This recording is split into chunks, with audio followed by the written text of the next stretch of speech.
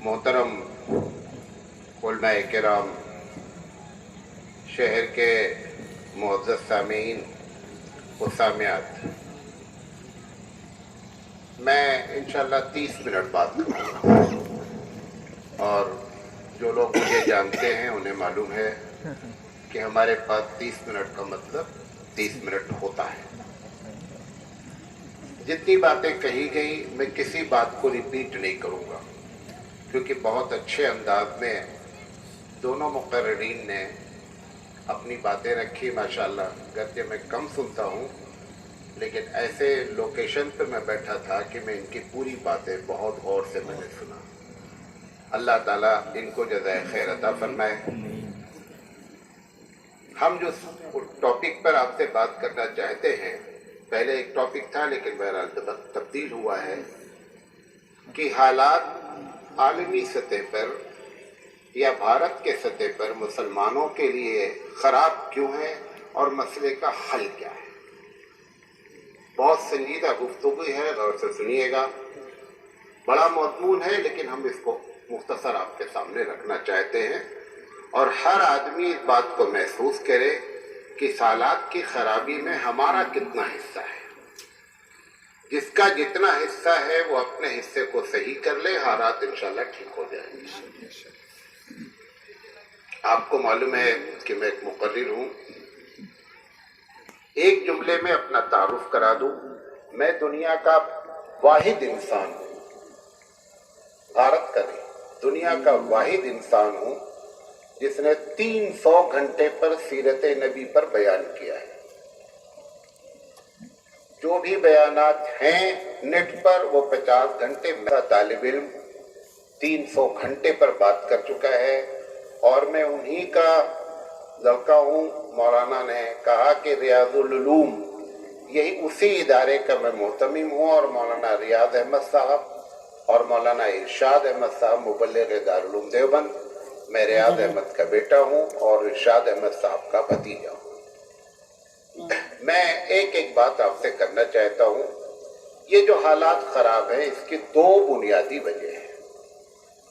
एक वजह एक्सटर्नल है, एक वजह इंटरनल है। एक खारजी वजह है, एक दाखिली वजह है। खारजी वजह, लोग क्यों आपके दुश्मन हो रहे हैं, इसकी वजह क्या है। एक बुनियादी बात 1980 के बाद, भारत की बात कर रहा हूं, 1980 के बाद मुसलमानों में एक नजरिया डेवलप हुआ, एक नजरिया परवान चढ़ा और जो चढ़ते चढ़ते अपने उरूज पर आ गया। वो क्या नजरिया है? वो नजरिया ये है कि हमारा बच्चा चाहे इंजीनियर बने, चाहे डॉक्टर बने, लेकिन दीनदार भी रहना चाहिए। ये जो नजरिया आपका 1980 के बाद डेवलप हुआ इस देश में, इसने लोगों के कान खड़े कर दिए। पहले क्या होता था, आज भी आप धोती के वक्त पे धोती पहन लेते थे, होली के वक्त पे होली खेल लेते थे, दिवाली के वक्त पे दिवाली हो जाती थी और अलविदा की नमाज कलमदार टोपी लगा के अलविदा भी पढ़ लेते थे। अब आपको इन मदारिस ने, जमातों ने, दरस कुरान ने, इल्म ने ये बताया कि बाबू सरासर मोम या संग हो जा, ये डबल गेम नहीं चल पाएगा। ये जो आपका नजरिया हुआ, ये बेसिक वजह है, लोग आपके दुश्मन हैं और वो और कोई वजह नहीं है, पहली वजह। दूसरी वजह, ये मदारिस के जो जाल बिछाने की पॉलिसी कासिम नानोतवी रहमतुल्लाह अलैह ने शुरू किया और वो जाल बिछते बिछते ऐसे इलाकों में आ गया, इसने भारत के लोगों के कान खड़े कर दिए। क्यों? क्योंकि दीन की हिफाजत का जो पिला है वो मदारिस है।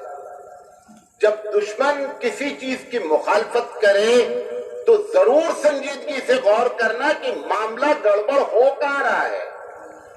आखिर मदारिस में गुलैल भी नहीं सिखाई जा रही है। गुलैल जानते ना? गुलैल भी नहीं सिखाई जा रही है। हम स्ट्राइक नहीं करते हैं, हम सुसाइड नहीं करते हैं, हम भीख नहीं मांगते हैं। हम देश के लिए क्यों इतने चिंतित हैं? اگر ریلوے اسٹیشن پر ایک مولوی بیٹھا ہو اور ایک دوسرا آدمی بیٹھا ہو، فقیر آتا ہے مولوی کے پاس بھیک مانگنے، سوال یہ ہے فقیر بھی جانتا ہے کہ یہ شریف ہے، اور اتنے بڑے بڑے جینیس لوگ نہیں جان پا رہے کہ ہم شریف ہیں. یعنی فقیر سے زیادہ you are a genius person, you can decide very nicely. لیکن اس کے باوجود ایک داڑھی والا بندہ بیٹھا ہوا ہے پلیٹ فارم پر کہیں، اس پر جا کر کے بھیک مانگتا ہے کیونکہ اسے معلوم ہے یہ شریف آدمی ہے، یہ میری پرابلم سالو کرے گا. جن کو یہ بات زیادہ سمجھنا چاہیے وہ کہہ رہے ہیں کہ آپ خطرہ ہیں. ارے فقیر خطرہ ہے میں نے نہیں محسوس کر رہا، تم خطرہ محسوس کر رہے ہو. حقیقت میں اس کے پیچھے کیا ہے؟ ان کو معلوم ہے کہ مدارس کا قیام یہ دن پر ہر سال ہر ضلع میں 2-4-10 مدرسے کی بنیاد رکھی ہی جاتی ہے. اور یہ بھی آپ کو بتا دیں کہ عربی زبان کا ایک محاورہ ہے، الانسان حریص فیما منع. جس چیز سے آپ کو روکا جاتا ہے اس چیز کو کرنے کی جگیاسا، اس چیز کو کرنے کی خواہش زیادہ ہوتی ہے. یہ لوگوں کو سمجھ میں نہیں آ رہا. یہ دوسری بنیادی وجہ ہے. اور آپ بے مطلب کو پریشان نہیں ہو، یہ سب ایکسٹرنل وجہ ہے، بخارجی وجہ ہے. تیسری وجہ 200 سال پہلے کی بات ہے کہ ایک گروپ جسے تھنک ٹینک کہتے ہیں، جو دنیا کو چلاتے ہیں، 20-25 لوگ ہوتے ہیں. ان تھنک ٹینک نے ایک نظریہ پیش کیا تھا کہ اب اس دنیا میں ایجوکیشن اتنا ایڈوانس ہو گیا ہے کہ کوئی بھی دھرم اب اس دنیا میں ٹک نہیں پائے گا. دھرم اب صرف 4 دیواری تک رہے گا. لہذا دوسرے لوگوں کو انہوں نے کہہ دیا کہ آپ ایک دم ان کی چنتا چھوڑ دیں، یہ کچھ نہیں کر سکتے کیونکہ کوئی بھی دھرم میں دم نہیں ہے. بڑا لوگوں نے خوشیاں منائی کہ بابو تم نے ہم کو چھٹکارا دلایا. ایک تقریباً 70-80 سال تک انہوں نے خوب ڈھول بجائے. اس کے بعد کچھ واقعات اسی صدی میں پیش آ گئے جس سے وہ تھنک ٹینک نے دوبارہ میٹنگ کر کے اپنی پہلی گفتگو پر نظر ثانی کی. کیا واقعہ پیش آیا؟ واقعہ پیش آیا کہ جس سارے دھرم کو جنہوں نے کہا تھا کہ ان کے اندر طاقت نہیں ہے، صلاحیت نہیں ہے، انہوں نے حکومتیں قائم کر کے بتا دیا. جن کو کہا جاتا تھا کہ یہ مسجد کے بدنے ہیں اور یہ ملا کی دوڑ مسجد تک ہے، انہوں نے پارلیمنٹ میں بیٹھ کر کے بتا دیا کہ سرکاریں ایسا چلتی ہیں.